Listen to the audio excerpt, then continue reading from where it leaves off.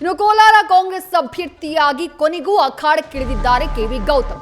ಯಾರಿಗೆ ಟಿಕೆಟ್ ಅನ್ನುವಂಥದ್ದೇ ಚರ್ಚೆಯಾಗಿತ್ತು. ಒಂದ್ ಕಡೆ ಕೆಎಚ್ ಮುನಿಯಪ್ಪ ಅವರು ತಮ್ಮ ಅಳಿಯ ಚಿಕ್ಕಪೆದ್ದಣ್ಣ ಅವರಿಗೆ ಟಿಕೆಟ್ ಕೊಡಬೇಕು ಅಂತ ಪಟ್ಟನ್ನ ಹಿಡಿದು ಕೂತಿತ್ತು. ಮತ್ತೊಂದ್ ಕಡೆ ರಮೇಶ್ ಕುಮಾರ್ ಬಣ ಅದಕ್ಕೆ ತೀವ್ರ ವಿರೋಧವನ್ನ ವ್ಯಕ್ತಪಡಿಸಿತ್ತು. ರಾಜೀನಾಮೆ ಪ್ರಹಸನಕ್ಕೂ ಕೂಡ ಸಾಕ್ಷಿಯಾಗಿತ್ತು. ಇದೆಲ್ಲದರ ಬೆನ್ನಲ್ಲೇ ಎಡಗೈ ಸಮುದಾಯದ ಕೆವಿ ಗೌತಮ್ ಅವರಿಗೆ ಸದ್ಯ ಟಿಕೆಟ್ ಘೋಷಣೆಯಾಗಿದೆ. ಈ ಟಿಕೆಟ್ ಘೋಷಣೆ ಬೆನ್ನಲ್ಲೇ ಹಲವು ಆಯಾಮಗಳಲ್ಲಿ ಚರ್ಚೆಯಾಗ್ತಾ ಇದೆ. ಯಾಕಂದ್ರೆ ಈಗಾಗಲೇ 3 ದಲಿತ ಬಲಗೈ ಸಮುದಾಯಕ್ಕೆ ಕಾಂಗ್ರೆಸ್ ಟಿಕೆಟ್ ನ ಘೋಷಣೆ ಮಾಡಿರೋದ್ರಿಂದ ಎಡ ಸಮುದಾಯಕ್ಕೆ ಕೇವಲ ಒಂದೇ ಒಂದು ಟಿಕೆಟ್ ಕೊಟ್ರೆ ತಪ್ಪು ಸಂದೇಶ ಅನ್ನುವಂಥ ಆತಂಕದ ಕಾರಣದಿಂದಾಗಿ ಸಾಮಾಜಿಕ ನ್ಯಾಯದ ಸೂತ್ರದಡಿ ಟಿಕೆಟ್ ನೀಡಿದ್ಯಾ ಹೈಕಮಾಂಡ್ ಅನ್ನುವಂಥ ಚರ್ಚೆ ನಡೀತಾ ಇದೆ. ಡೀಟೇಲ್ಸ್ ನಮ್ಮ ಪ್ರತಿನಿಧಿ ಹರೀಶ್ ನೀಡ್ತಾ ಹೋಗ್ತಾರೆ. ಹರೀಶ್, ಬಿಸಿ ತುಪ್ಪವಾಗಿ ಪರಿಣಮಿಸಿತ್ತು ಕಾಂಗ್ರೆಸ್ ಹೈಕಮಾಂಡ್ಗೆ ಕೋಲಾರದ ಕಾಂಗ್ರೆಸ್ ಟಿಕೆಟ್. ಈಗ ಕೊನೆಗೂ ಕೆವಿ ಗೌತಮ್ ಅವರಿಗೆ ಎಲ್ಲ ಬಣ ರಾಜಕೀಯದ ಮಧ್ಯೆ ಒಂದು ಪರಿಹಾರ ಅಂತ ಹೇಳಿ ಅವರನ್ನ ಅಖಾಡಕ್ಕಿಳಿಸಿದ್ದಾರೆ. ಬಟ್ ಇಲ್ಲೂ ಕೂಡ ಟಿಕೆಟ್ ಅನ್ನ ಕೊಟ್ಟಿರುವಂತದ್ದು ಎಡಗೈ ಸಮುದಾಯಕ್ಕೆ. ಹಾಗಾಗಿ ಈ ಲೆಕ್ಕಾಚಾರ ಏನಿದು ಸಾಮಾಜಿಕ ಸೂತ್ರ ಅಂತ ಹೇಳಿ?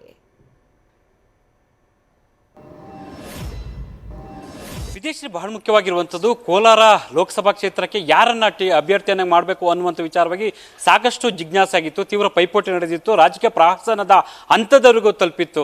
ಸೊ ಹಾಗಾಗಿ ಎಲ್ಲ ಒಂದು ಕಡೆ ಒಂದು ಎಡಗೈ ಬಲಗೈ ಸಮುದಾಯದ ಪರ ವಿರೋಧದ ಚರ್ಚೆ ವ್ಯಾಪಕವಾಗಿ ನಡೀತಿತ್ತು. ಅದರಲ್ಲೂ ಒಂದು ಹಂತದಲ್ಲಿ ಕೋಲಾರದಲ್ಲಿ ಬಲಗೈ ಸಮುದಾಯದ ಮತಗಳು ಹೆಚ್ಚಿನ ಸಂಖ್ಯೆಯಲ್ಲಿದೆ. 3 ಲಕ್ಷಕ್ಕೂ ಹೆಚ್ಚಿನ ಸಂಖ್ಯೆಯಲ್ಲಿ ಆ ಮತದಾರರಿದ್ದಾರೆ. ಹಾಗಾಗಿ ಬಲಗೈ ಸಮುದಾಯಕ್ಕೆ, ದಲಿತ ಸಮುದಾಯಕ್ಕೆ ಕೊಡಬೇಕು ಅನ್ನುವಂಥ ಬಿಗಿಪಟ್ಟನ್ನ ರಮೇಶ್ ಕುಮಾರ್ ಬಣ ಇಡ್ಕೊಂಡಿತ್ತು.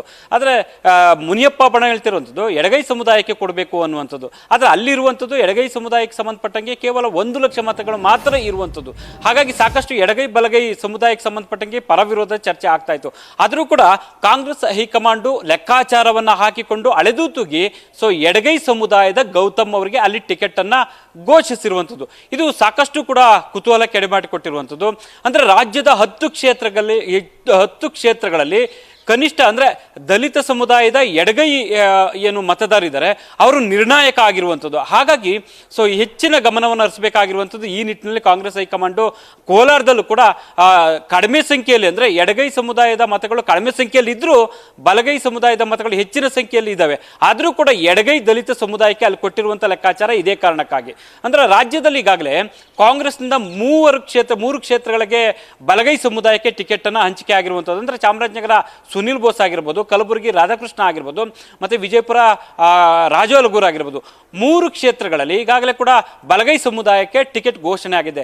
ಆದರೆ ಎಡಗೈ ಸಮುದಾಯಕ್ಕೆ ಕೊಡುವಂತ ನಿಟ್ಟಿನಲ್ಲಿ ಚಿತ್ರದುರ್ಗಕ್ಕೆ ಚಂದ್ರಪ್ಪ ಹೊರತುಪಡಿಸಿ ಕೇವಲ 1ಕ್ಕೆ ಮಾತ್ರ ಅನ್ನುವಂಥದ್ದು ಕೂಡ ಇತ್ತು. ಹಾಗಾಗಿ ಈ ನಿಟ್ಟಿನಲ್ಲಿ ತಪ್ಪು ಸಂದೇಶ ರವಾನೆ ಆಗುತ್ತೆ. ಎಡಗೈ ಸಮುದಾಯದ ಮತದಾರರನ್ನ ಎದುರಾಕೊಳ್ಬೇಕಾಗತ್ತೆ, ಮತಗಳು ಕೈ ತಪ್ಪಬಹುದು ಅನ್ನುವಂಥ ಆತಂಕ ಸಹಜವಾಗಿ ಕಾಂಗ್ರೆಸ್ ನಾಯಕರಿಗೆ ಕಾಡಿತ್ತು ಅಂತ ಕಾಣಿಸುತ್ತೆ.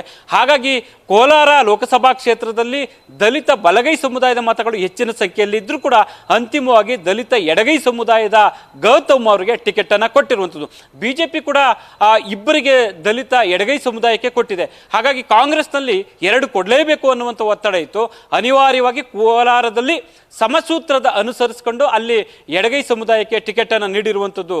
ವಿದ್ಯಾಶ್ರೀ, ಥ್ಯಾಂಕ್ ಯು ಹರೀಶ್, ತಮ್ಮೆಲ್ಲ ಡೀಟೇಲ್ಸ್ಗೆ. ನ್ಯೂಸ್ ಫಸ್ಟ್ ನಿರ್ಭೀತಿಯಿಂದ ನಿಮ್ಮ ಪರವಾಗಿ.